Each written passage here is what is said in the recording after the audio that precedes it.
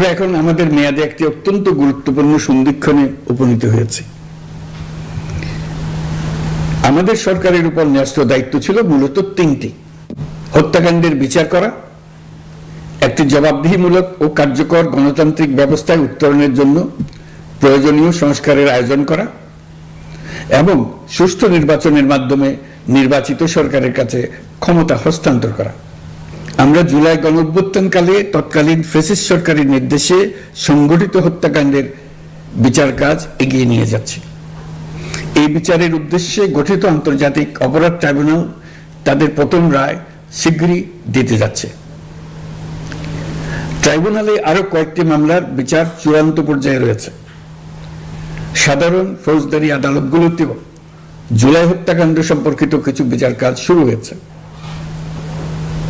আমরা একই সাথে দেশের ইতিহাসে প্রথমবারের মতো গুমের মতো নৃশংস অপরাধের বিচার কাজ শুরু করেছি। আমি আনন্দের সঙ্গে আপনাদের জানাতে চাই যে সংস্কারের ক্ষেত্রেও আমরা ব্যাপক অগ্রগতি অর্জন করেছি। অন্তর্বর্তী সরকার নিজ উদ্যোগে বা বিভিন্ন সংস্কার কমিশনের প্রস্তাবের ভিত্তিতে অনেক গুরুত্বপূর্ণ সংস্কারের কাজ সম্পন্ন করেছে। কিছু প্রস্তাবিত সংস্কারের কাজ এখনো চলমান আছে। অধ্যাদেশের মাধ্যমে বা বিদ্যমান আইন সংশোধন করে বিচার বিভাগের স্বাধীনতা, বিচার ব্যবস্থাপনা, আর্থিক খাতে স্বচ্ছতা, প্রাতিষ্ঠানিক সক্ষমতা বৃদ্ধি, ডিজিটালাইজেশন সম্প্রসারণ ও দুর্নীতি প্রতিরোধে বিভিন্ন সংস্কার সম্পন্ন করা হয়েছে। ভবিষ্যতে সুশাসনের জন্য এসব সংস্কার বড় ভূমিকা রাখবে বলে আমরা মনে করি। আশা করি আগামী নির্বাচিত সরকার সংসদে আলাপ আলোচনার মাধ্যমে এইসব সংস্কার গ্রহণ করবে। আমাদের আরেকটি গুরু দায়িত্ব হচ্ছে সুষ্ঠু নির্বাচন অনুষ্ঠান। আমি ঘোষণা করেছি যে আগামী ফেব্রুয়ারির প্রথমার্ধে জাতীয় সংসদ নির্বাচন অনুষ্ঠিত হতে যাচ্ছে। এই নির্বাচন উৎসব মুখর, অংশগ্রহণমূলক ও সুষ্ঠুভাবে অনুষ্ঠানের জন্য আমরা সব প্রস্তুতি গ্রহণ করছি। আমাদের উপর অর্পিত দায়িত্ব আমরা সঠিকভাবে পালন করার জন্য সর্বাত্মক চেষ্টা করে যাচ্ছি। প্রিয় দেশবাসী, রাষ্ট্র কাঠামো সংস্কারের প্রস্তাব তৈরির লক্ষ্যে জাতীয় ঐকমত্য কমিশন নিরলসভাবে গত প্রায় 9 মাস ধরে কাজ করেছে। এই সময় কমিশন জুলাই গণঅভ্যুত্থানে অংশগ্রহণকারী রাজনৈতিক দলের প্রতিনিধিদের সঙ্গে দীর্ঘ আলাপ আলোচনা করেছে। অত্যন্ত সৌহার্দ্যপূর্ণ পরিবেশে ধৈর্য সহকারে রাজনৈতিক দলগুলো কমিশন কর্তৃক উত্থাপিত বিভিন্ন সংস্কার প্রস্তাব নিয়ে যুক্তিতর্ক উপস্থাপন করেছেন। মতের পার্থক্য থাকলেও তা কমিয়ে আনার চেষ্টা করেছেন। অনেক বিষয়ে ঐকমত্যে আসতে পেরেছেন।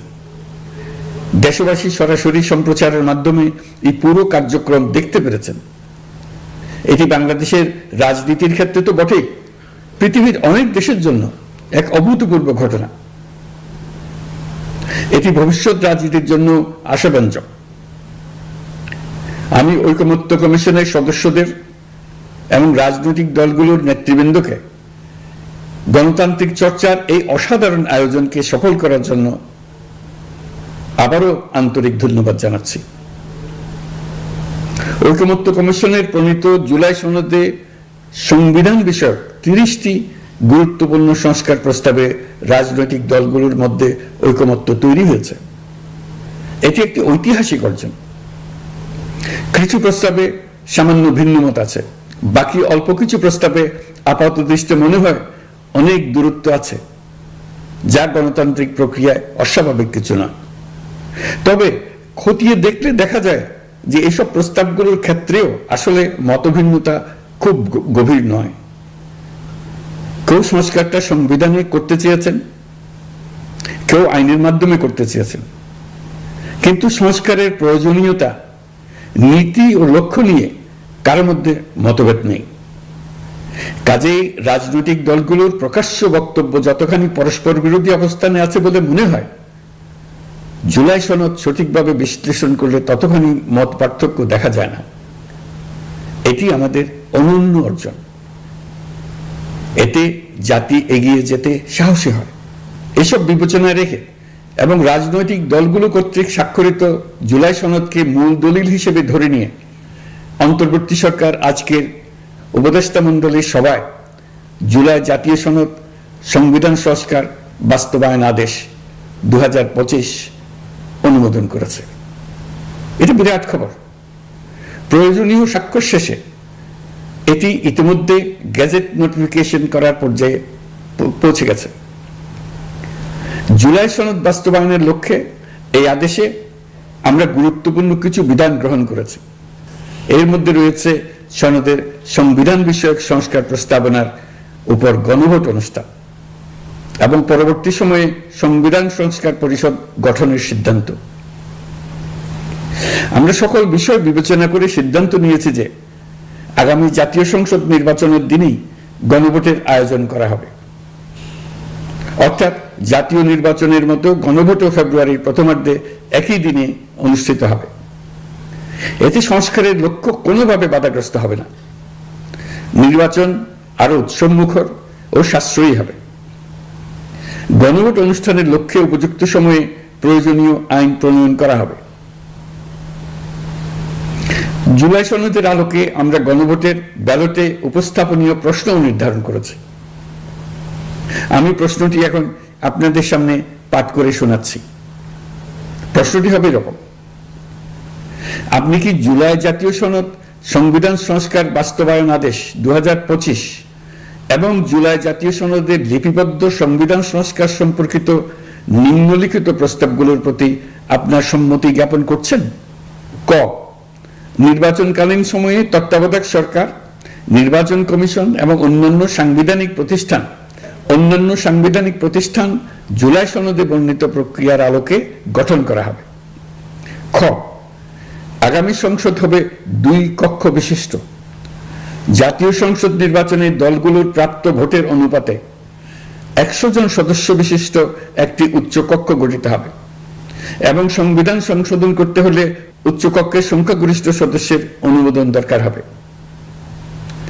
গ, সংসদে নারীর প্রতিনিধি বৃদ্ধি, বিরোধী দল থেকে ডেপুটি স্পিকার ও সংসদীয় কমিটির সভাপতি নির্বাচন, প্রধানমন্ত্রীর মেয়াদ সীমিতকরণ, রাষ্ট্রপতির ক্ষমতা বৃদ্ধি, মৌলিক অধিকার সম্প্রসারণ, বিচার বিভাগের স্বাধীনতা ও স্থানীয় সরকার সহ বিভিন্ন বিষয়ে যে 30টি প্রস্তাবে জুলাই জাতীয় সনদে রাজনৈতিক দলগুলোর ঐকমত্য হয়েছে সেগুলো বাস্তবায়নে আগামী নির্বাচনে বিজয়ী দলগুলো বাধ্য থাকবে। ঘ, জুলাই সনদে বর্ণিত অন্যান্য সংস্কার রাজনৈতিক দলগুলোর প্রতিশ্রুতি অনুসারে বাস্তবায়ন করা হবে। গণভোটের দিন এই 4টি বিষয়ের উপর একটি মাত্র প্রশ্নে আপনি হ্যাঁ বা না ভোট দিয়ে আপনার মতামত জানাবেন। গণভোটের সংখ্যাগরিষ্ঠ ভোট হ্যাঁ সূচক হলে আগামী সংসদ নির্বাচনে নির্বাচিত প্রতিনিধি নিয়ে একটি সংবিধান সংস্কার পরিষদ গঠিত হবে। এই প্রতিনিধিগণ একই সাথে জাতীয় সংসদের সদস্য হিসেবে দায়িত্ব পালন করবেন। পরিষদ তার প্রথম অধিবেশন শুরুর তারিখ হতে 180 কার্যদিবসের মধ্যে সংবিধান সংস্কার করবে। সংবিধান সংস্কার সম্পন্ন হওয়ার পর 30 কার্যদিবসের মধ্যে সংসদ নির্বাচনে প্রাপ্ত ভোটের সংখ্যানুপাতে উচ্চকক্ষ গঠন করা হবে। এর মেয়াদ হবে নিম্নকক্ষের শেষ কার্যদিবস পর্যন্ত। জুলাই সনদ বাস্তবায়নের অঙ্গীকারনামা অনুসারে সংবিধানে জুলাই জাতীয় সনদ অন্তর্ভুক্ত করার ব্যবস্থা গ্রহণ করা হবে। এটিও আজকে অনুমোদিত আদেশে উল্লেখ করা হয়েছে। প্রিয় দেশবাসী, অভ্যুত্থানের পর দায়িত্ব গ্রহণ করে অর্থনীতিকে গভীর গহ্বর থেকে উদ্ধার করা ছিল আমাদের জন্য একটা বিরাট চ্যালেঞ্জ। গত 15 মাসে আমরা সেই চ্যালেঞ্জ উতরাতে সক্ষম হয়েছে। রপ্তানি, বৈদেশিক বিনিয়োগ ও রিজার্ভ সহ অর্থনীতির সবগুলো সূচকে দেশ ইতিবাচক ধারায় ফিরেছে। লুট হয়ে যাওয়া ব্যাংকিং খাত ইতিমধ্যে ঘুরে দাঁড়িয়েছে। মানুষের আস্থা ফিরে এসছে। ব্যাংকিং খাতকে আরো শক্তিশালী করতে নানামুখী পদক্ষেপ চলমান রয়েছে। অভ্যুত্থান পরবর্তী সময়ে বিভিন্ন দেশের বৈদেশিক বিনিয়োগ হ্রাস পেলেও বাংলাদেশে গণঅভ্যুত্থান পরবর্তী প্রথম বছরে বৈদেশিক প্রত্যক্ষ বিনিয়োগ অর্থাৎ FDI 19.13% বৃদ্ধি পেয়েছে। এটি বৈশ্বিক প্রবণতার বিপরীতে এক অনন্য অর্থনৈতিক দৃষ্টান্ত স্থাপন করেছে। আগামী সপ্তাহে ডেনমার্ক ভিত্তিক মায়ার্স গ্রুপের মালিকানাধীন এপিএম টার্মিনালস বিভি এর সঙ্গে লালদিয়া কন্টেইনার টার্মিনাল প্রকল্পে 30 বছরের কনসেশন চুক্তি স্বাক্ষর হতে যাচ্ছে। এই চুক্তির আওতায় ইউরোপীয় এই কোম্পানি $550 মিলিয়ন বিনিয়োগ করবে। এটি এই যাবৎকালে বাংলাদেশে ইউরোপের সর্বোচ্চ একক বিনিয়োগ।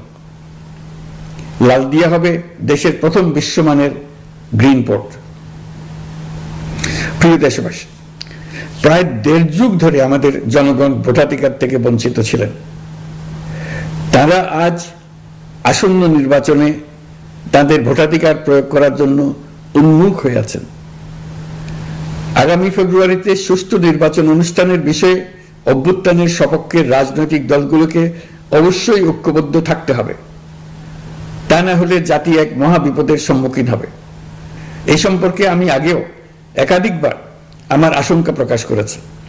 ফ্যাসিবাদের বিরুদ্ধে 2024-এর জুলাইয়ে মৃত্যুর মুখোমুখি শির উঁচু করে দাঁড়িয়ে দেশবাসী যে ঐক্য গড়ে তুলেছিল, আমরা জীবিতরা যেন অল্প স্বল্প ভিন্নমত ও লঘু বিবাদে জড়িয়ে তার মর্যাদা ক্ষুণ্ণ না করি। 133 শিশু, শত শত তরুণ তরুণী, নারী পুরুষের মৃত্যু, হাজার হাজার মানুষের অঙ্গহানির যে আত্মত্যাগ, সেটিকে আমাদের সম্মান জানাতেই হবে।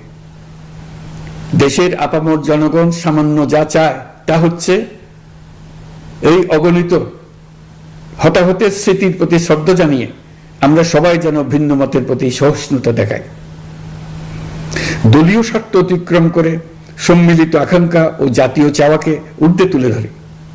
তাই আমি আশা করি আমাদের এই সিদ্ধান্ত জাতির বৃহত্তর স্বার্থে রাজনৈতিক দলগুলো মেনে নেবে।